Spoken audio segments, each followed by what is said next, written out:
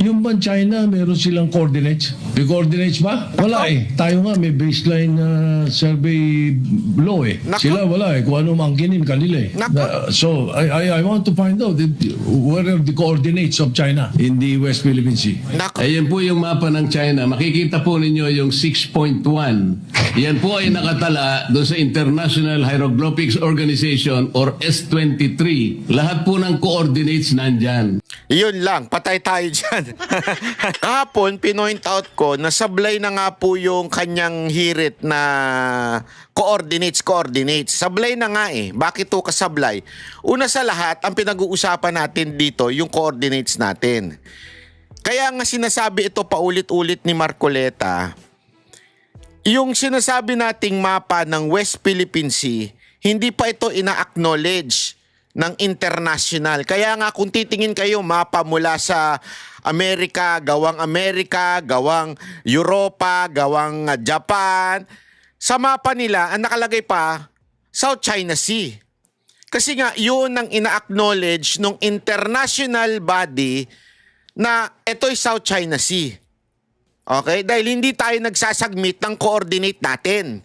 Yun yung sinasabi ni Marcoleta eh. Bago natin ipaglaban kung ano mang desisyon dyan, abay gumuhit na tayo. Ito sabihin natin, at hindi lang gumuhit kasi ganun daw yung ginawa nung nakaraang Congress eh. Ibig sabihin yung nakaraang Senate, yun daw yung ginawa, pinagtalunan pa daw nila ng ilang oras yung kay Tolentino. Hindi yun ang punto eh. Kasi pagdating mo sa foreign issues, hindi pa pwedeng gagawa lang tayo ng batas at aangkin lang, sasabihin natin, atin to, gagawa lang tayo ng batas at sasabihin natin, hindi, ito yung aming batas, amin yan, ganito yan. Hindi pa pwedeng ganon. Dapat sinasagmit yan sa UN at ito sinasabi natin, ito yung aming linya. Kasi ganon nga yung ginawa ng China. At eventually sinabi na parang hindi tama yan. Hindi ano yan. So dapat tayo mag-submit din tayo doon sa body at sabihin natin, oy, ito yung mapa namin. At ito ang dahilan kung bakit sinasabi naming amin ito. Yun yung sinasabi ni Marcoleta. Tapos biglang hihirit si Soto kahapon na sinabi niya hindi, ano lang yan, bakit? Yung China ba meron na coordinates? Alam mo mga kababayan, wala naman po masama maging bobot at saka tanga. Sa totoo lang hindi ko sinasabing bobo, tanga si Soto Sa buhay, lagi ko to sinasabi sa lahat ng mga tao, tayo po ay merong kakulangan sa mga kaalaman. Di ba? Walang problema yun eh. Normal naman na hindi mo alam ang lahat ng bagay. Pero kung alam mo na nga hindi mo alam ang lahat ng bagay, dalawang bagay ang wag mong gagawin. Hindi, dalawang bagay ang importante pala. Number one, wag kang magmarunong kung hindi mo alam. Okay? Kung medyo hindi ka naman eksperto sa bagay niya, wag kang magmagaling, wag kang magmarunong. Pangalawa, hindi mo na nga alam, mag-research ka. Ang problema dito kay Soto, yung dalawang pointers na yon, pareho niyang dinisregard. Ano yon? Yung wag ka magmagaling, nagmagaling siya. Hindi siya dapat mag-research ka, hindi siya nag-research. Kaya tuloy ito nangyari sa kanya. Kaya nga po pinoproblema natin, hanggang ngayon, wala pa po tayong ganyan. Kasi bago po tayo makapagpatala ng ating sariling pangalan ng dagat, katulad ng West Philippine Sea, hindi lamang po declaration ang kailangan natin Kasi yan yung ginawa ng Senado. Yan pa yung tumatawa-tawa pa sila Subiri, sinasabi na, hindi, pinag-usapan na namin yan Pati si JB nakikisali sa tawa, nakikita ko sa background. Hindi, napag-usapan na, napagdebatehan na namin yan. Matagal na yan Yan yung last Congress pa Di ba, pinag-usapan na namin yan, bla bla bla bla bla bla. Oo, hindi yun ang issue doon yung tayo nag-declare. Hindi. Kailangan natin itong isubmit sa international organization na kung saan ay ina-acknowledge nila dapat yun. Declare tayo ng 200. Alam nyo ba, parang yung, halimbawa, yung ultimo ngang naalala ko ito nung nagkaroon ng EDSA 2 ba yun, yung kay ERAP. 'Di ba? Yung pinatanggal si ERAP sa posisyon sa Malacanang, naalala ko yun Tapos si Gloria ang inilagay. Marami nag-question doon. Kini-question nila. Pero alam nyo kung paano na-establish na si Gloria na ang presidente? Nung in-acknowledge at kinongratulate na ng ibang bansa. Kasi hindi pa pwedeng tayo lang. Even if we have laws, even if we have our own system, kailangan i-acknowledge pa rin. Especially, yun nga ang presidente, nire-respeto yung yung pag-acknowledge ng ibang bansa. Lalo na yung usapin ng international issues like etong West Philippine Sea. It has to be acknowledged by other countries as well. Or not other countries, I'm sorry. The international body na naglalagay ng mapa na yan sa coordinates. Di ba? Ito, panoorin natin. Nautical miles. Hindi naman po tayo nagdi-deposit ng mapa na may coordinates doon sa United Nations. Wala pong mangyayari. Yun po yung proseso eh. Tingnan po ninyo yan. 6.1 yan po yung South China Sea. Hindi po ninyo makikita ang West Philippine Sea. Kaya po May coordinates sila. Si Soto, dahil nga sa nagmamagaling at hindi marunong mag-research, hindi niya alam ito.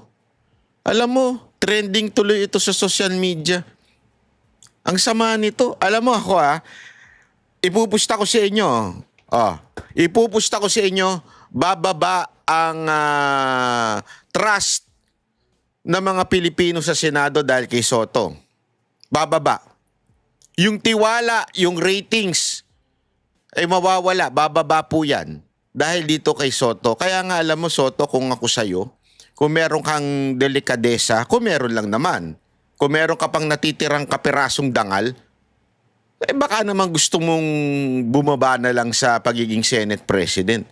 Mas maganda ka, maging bumaba ka, mag-resign ka na rin senador kasi sayang yung binabayad ng taong bayan sa iyo. Sayang naman yung pagkaltas sa tax namin, napupunta sa yung ilang bahagi.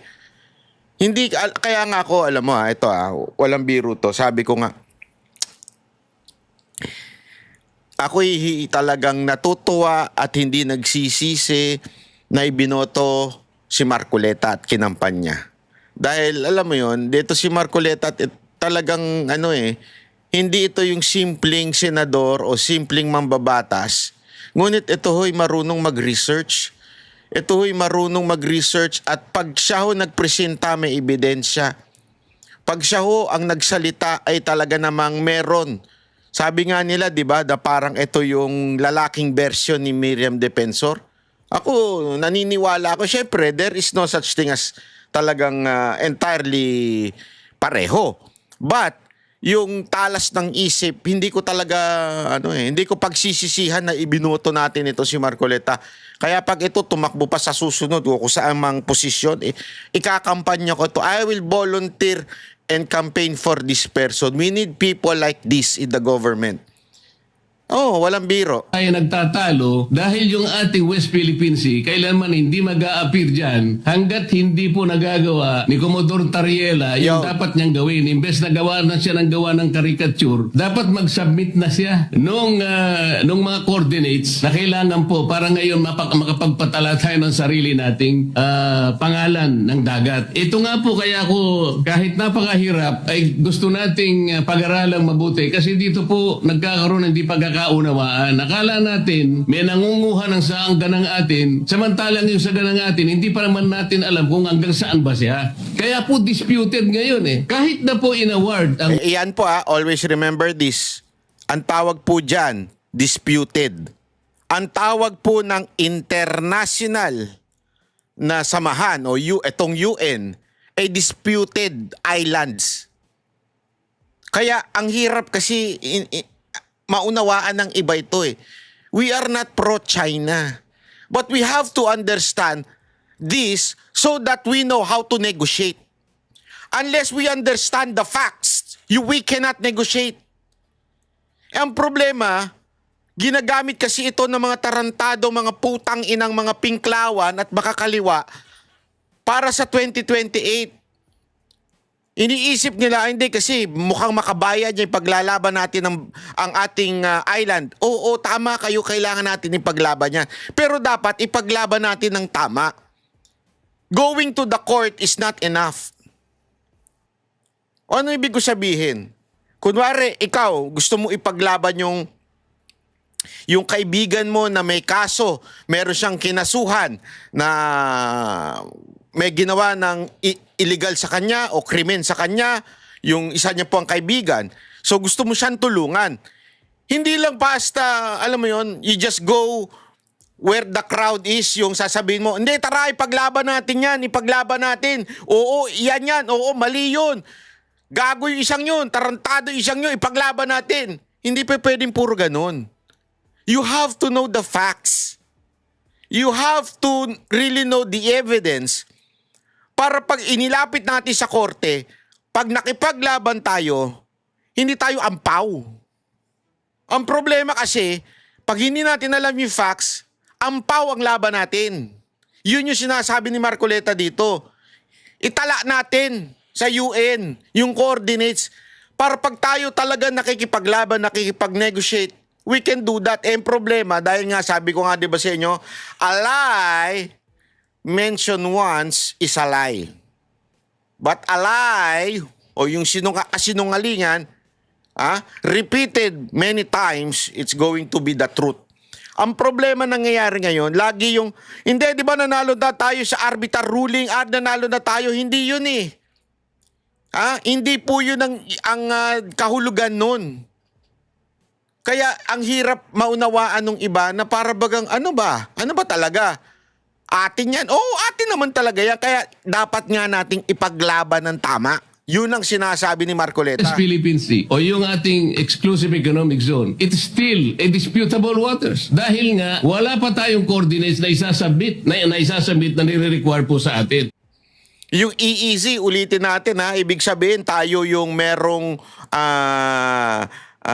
kasi ang akala ng iba, ang sinabi ng arbiter ruling, atin yan. Hindi sinabi ng arbiter ruling yon. Ang sinabi na EEZ natin yan. Etong bahagi na ito. Ibig sabihin, ikaw may karapatan sa isda, ikaw may karapatan sa pero hindi sa'yo yan. Kasi walang may pwedeng magmay-ari ng karagatan. Ngayon, kaya nga nagiging disputed dahil may island, mali po ang China. Ako naniniwala, mali. Dahil nagtayo sila ng doon, ng sabi nila, mga istruktura. Tama, mali sila. Kaya tamang ipaglaban natin yun. Pero dapat alam natin kung paano natin ito ipaglalaban. Ang problema, yung iba sakay lang na sakay, hindi naman alam, katulad na lang nito ni Soto, yung mga hirit niya sablay. Kaya tuloy, naiinis na nga yung mga ibang senador dahil number 1, nilalaglag niya yung kapwa niya senador. Number 2, puro sablay na siya sa mga statement niya.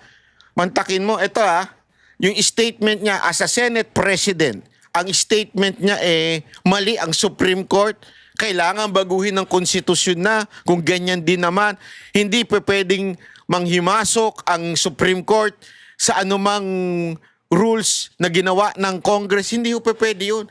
Kahit sinong matinong abogado, magsasabi, the final arbiter sa lahat ng bagay pagdating sa interpretasyon ng batas, walang iba kung hindi Supreme Court. That's the final arbiter. Pag sinabi mo final na yun. Even if you do not agree, it is still final. Diba? Napakalinaw po nun. So sumablay na naman si Soto doon. Sablay na naman ang hirit niya.